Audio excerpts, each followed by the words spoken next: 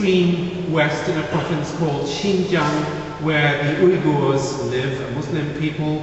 Their music is very Central Asian in flavour, and you might not at first hear it associated in any way with China at all.